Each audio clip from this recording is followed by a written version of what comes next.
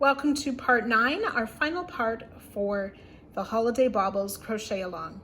We are going to be joining all our pieces together and putting on the border and then being able to enjoy our finished work.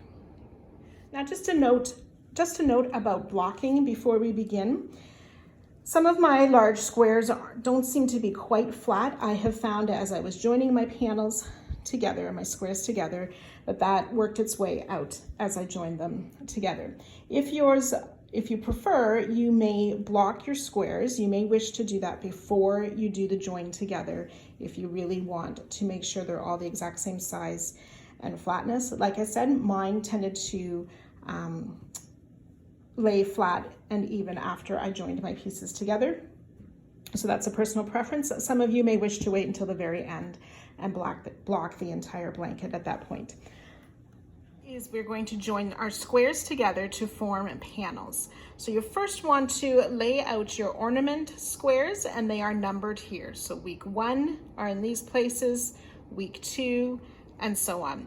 So you can do that right now to lay out your squares, and then add the large squares beside them to form a panel or a strip. So we'll be joining the squares into these panels to start. So you can't see mine laying out here, but I have my 3 large squares ready with my star square and then 3 large squares on the other side.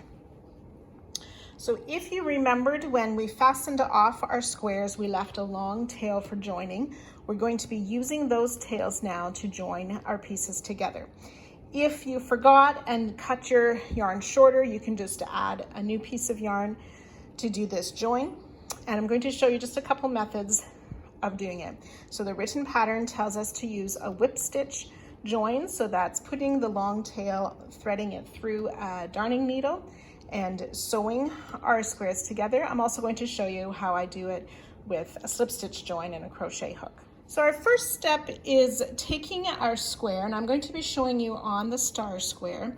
When we fastened off the large squares, our long tail will be at the corner already. So that is ready to use. On the ornament squares, the finished end is in the middle of the side. So we need to get that to the corner. You can thread it onto your needle and work through the back loop only to carry it through to the corner. I like to use my crochet hook, so I turn my square to the wrong side, insert my hook in that back loop or that loop that's closest to me of the next stitch, and pull the tail through. And then I just work through each of the stitches, pulling the tail through until we get to the corner stitch. So remember, on the ornament squares, that corner stitch is the half double crochet.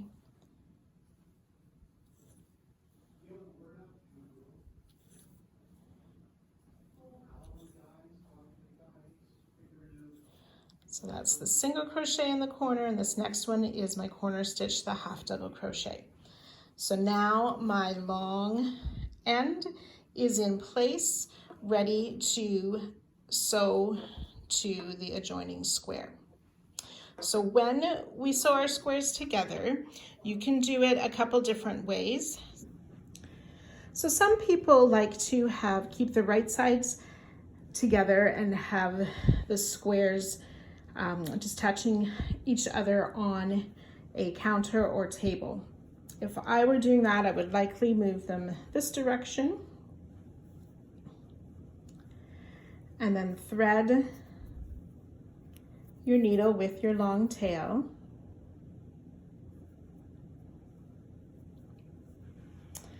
And then just begin working back and forth. Now I find it easier to have my right sides facing, so I'm going to fold this one over top, and then I just hold my 2 squares like this. Now you will notice I haven't sewn my ends in yet.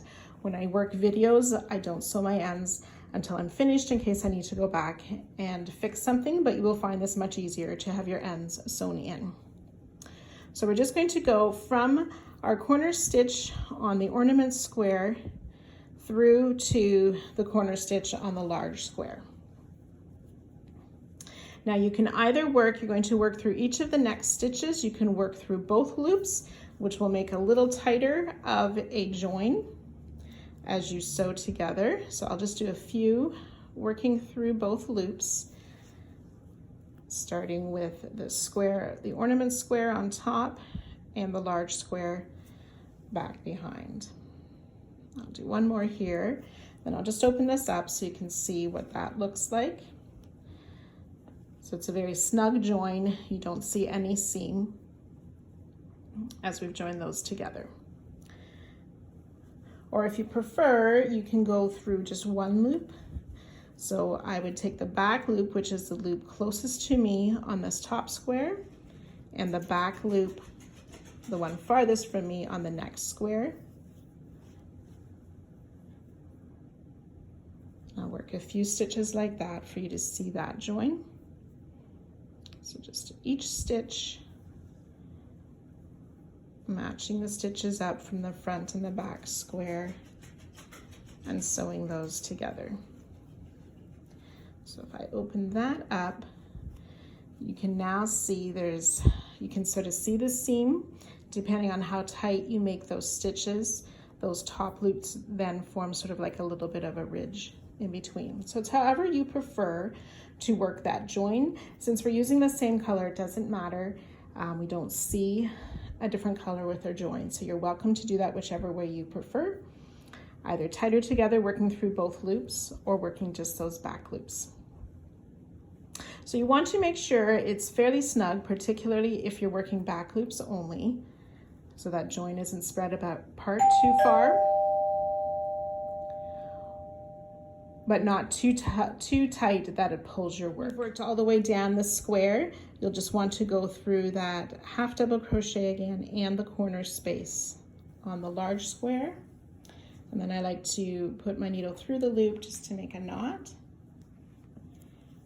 And then I turn my work and begin to weave my end in. But first you want to check that you have the seam in the right location. So it should be on the side of the ornament square attached to the next square. And then once that is correct, you can just weave in your loose end through the stitches on the square to finish off.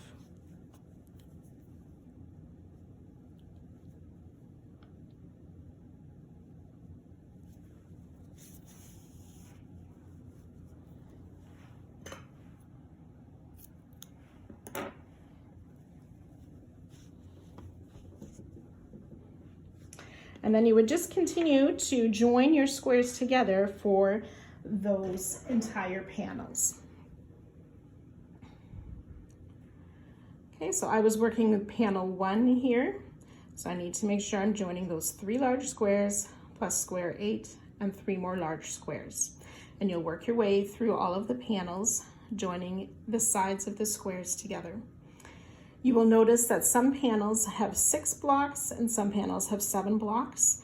After we have these panels ready, I'll show you how we will arrange those and line them up and then add the missing pieces to those shorter panels. Now, if you forgot to leave a long tail or you just prefer not to sew, you can also use a hook and slip stitch your squares together. So I'm just entering through the corner space of each of my squares, pull the loop up, and make a slip knot. Now I like to use those back loops again, so the loop closest to me and the loop farthest away, and my squares are held with the right sides together, and just making a slip stitch. You can do the same technique going through both loops if you prefer a little bit of a tighter join. And again, with this slip stitch join, it is a little bit tighter. Some people need to go up a hook size, or just be careful to keep your slip stitches a bit loose, not loose and sloppy, but not pulling your work too tight. So if you prefer, as I said, you can do the slip stitch join with a hook as well. And again, I'm using the back loops. You can insert under both loops of both of the stitches for a little closer join. So I'll let you work through joining all your panels together, following that chart. So we have the correct ornament square in the right panel and the right number of large squares joined to that. And I'll meet you back here once you have those panels joined.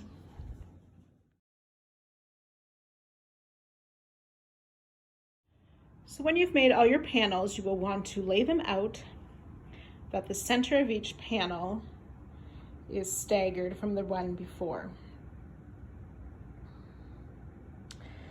You will notice how panels 2, 4, and 6 are shorter than the other panels.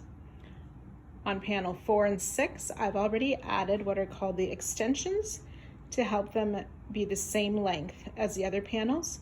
So I will show you now on panel 2 how we're going to make those extensions. So panels 2, 4, and 6 are shorter than the other panels.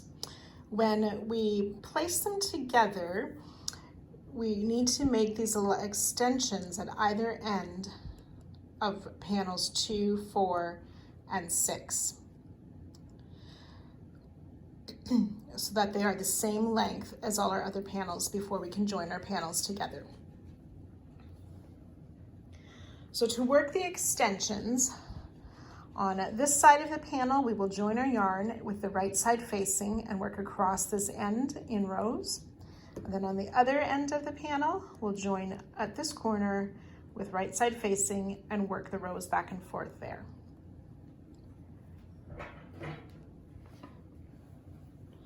So with color G and your same size hook as we used for our squares, you want to join. So this is my panel 2. I'm joining on my right side bottom corner. If you're left-handed, that'll be opposite for you. So I'm just going to join in the corner space with the slip stitch and chain 2 and double crochet in the next stitch. This chain 2 and double crochet counts as a double crochet 2 together. Then we'll double crochet in each stitch across.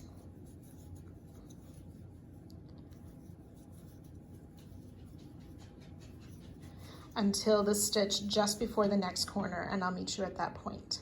So I've worked my double crochet all the way down. The stitch just before the corner, I will yarn over, insert in the stitch and pull up a loop, yarn over, pull through 2, and we'll leave the 2 loops on the hook, yarn over, insert in the corner space and pull up a loop, yarn over, pull through 2, there'll be 3 loops on the hook, yarn over, pull through all 3 loops for another double crochet 2 together. So in between the first and the last double crochet 2 together, there will be 25 stitches for a total of 27 stitches. Then for rows 2 through 7, we will chain 3 and turning our work, working with wrong side, we'll just double crochet in each of the stitches. So the chain 3 does count as a stitch, and we'll double crochet across for a total of 27 stitches, and we'll just repeat that until we've made 7 rows for our extension.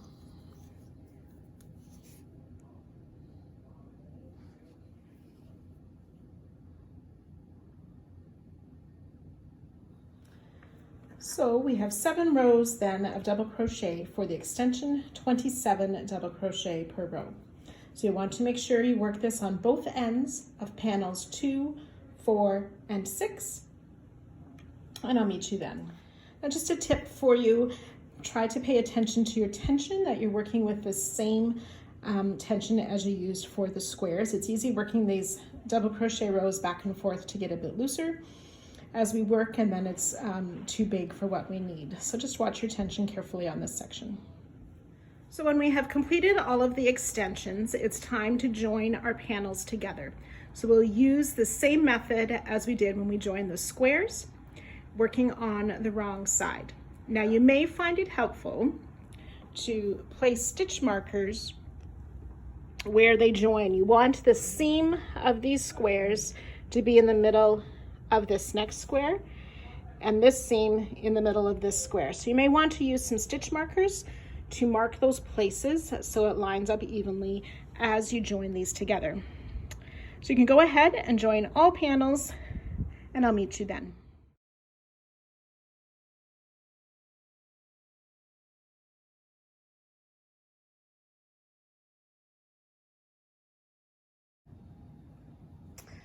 So once we have all of our panels joined together, we are going to put one round of border around this section of our blanket. Now, the pattern calls to use our color G. For the sake of the video, so you can see a little bit more clearly, I'm using one of my other colors to work this round, but the pattern calls for color G. We'll start in the top right corner with a single crochet. We'll place 2 more single crochet in that corner space. And then we'll just work a single crochet in each of the stitches across.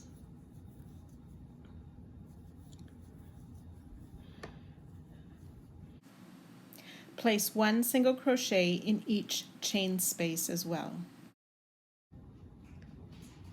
And then 3 single crochet in each of the corner. When you've worked your way around, you'll join with a slip stitch to our starting stitch and fasten off.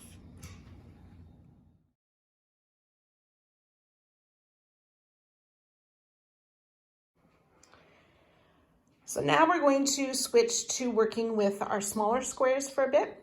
We want to join them into 2 strips of 12 squares each. So again, in the written pattern, you will find the diagram of the strips and the colorway to follow. So one will start with color D, E, C, A, B, and so on. And the other one will start with color F, B, A, and so on. So you can join these together in the same way that we joined our other pieces together with that whip stitch. So using the long tail,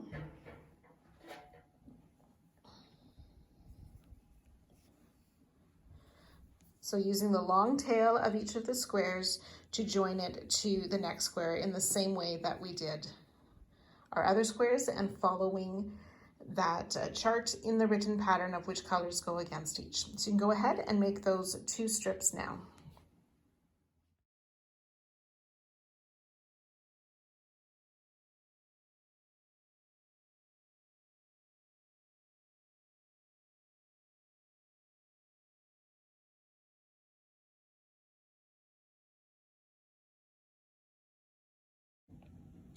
So once we have our small squares joined together in the strip, we're going to attach it to our main blanket.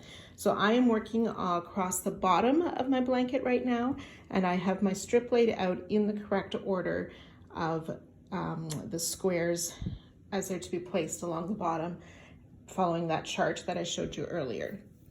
So we want to use a joining technique called the mattress stitch so that we don't see the join at this point. Now remember, my round of single crochet around, I used an alternate color so that you could see clearly. I'm going to be using my main color right now to join, as you'll be able to see that against my single crochet. It does call for your color G or main color. So what we want to do is find the corner stitch on our blanket. We go in from the top between the 2 loops of the stitch and out the next stitch. And then we want to come over to our small square. We go in between the loops of that chain in the corner and out through the back loops of the next stitch on that corner and pull through. Now I'm not going to pull too tight at this point so I can see where my stitches will go. We'll insert back on the main blanket between the 2 loops and out the middle of the next stitch.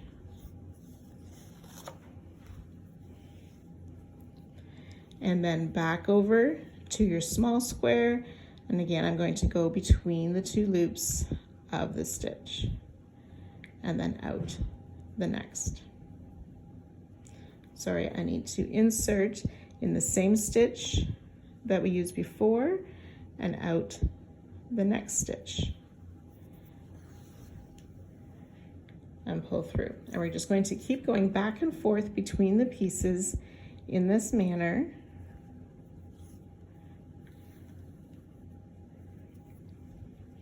Always inserting in the stitch we used and out the next stitch.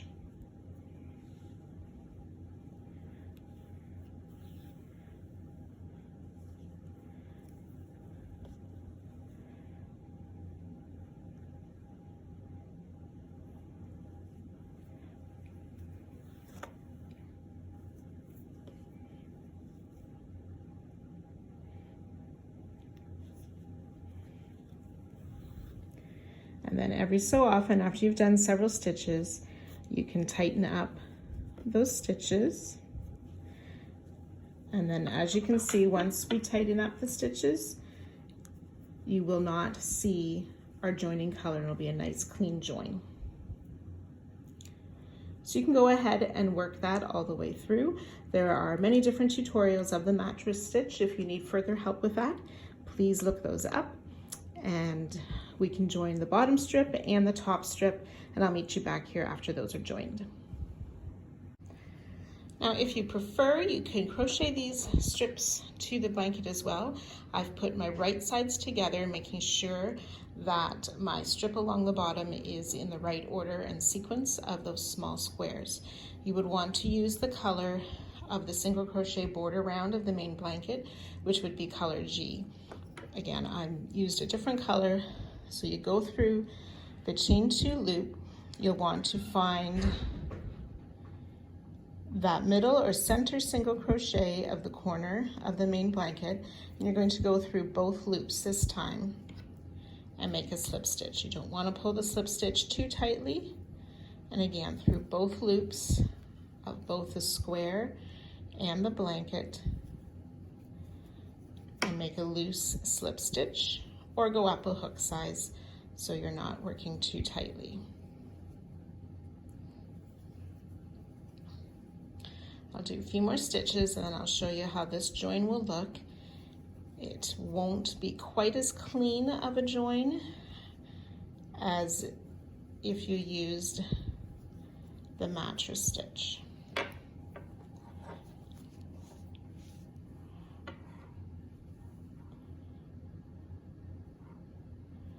Okay, so whichever method you prefer, you can go ahead and join your pieces now. So as you work on joining these squares to the blanket, I recommend adding stitch markers every so often to keep your work together. The length of the small squares should match the width of the blanket, but it will not necessarily be equal number of stitches. So just adding these stitch markers to keep it evenly spaced as you join will be helpful.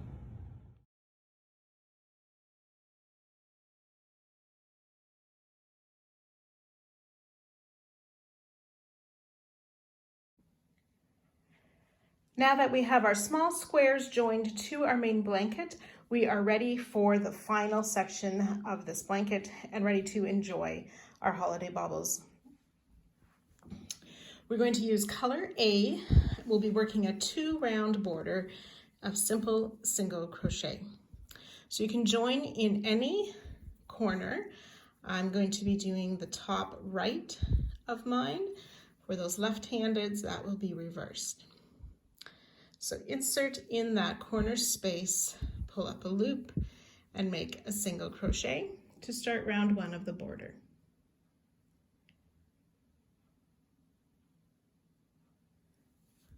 We'll place 2 more single crochet in that corner space, and then we will place a single crochet in each of the stitches down this top.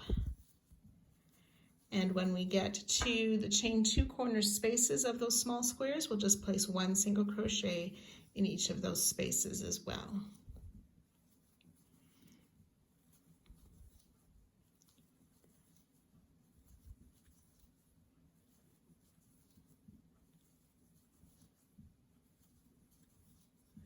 Single crochet in the chain 2 corner space, and single crochet in the next chain 2 corner space, and continue working single crochet in each stitch. When you get to the next corner, you'll place 3 single crochet in there, and then work down the side, single crochet in each stitch. And continue that all the way around, joining to our starting single crochet at the end of this round.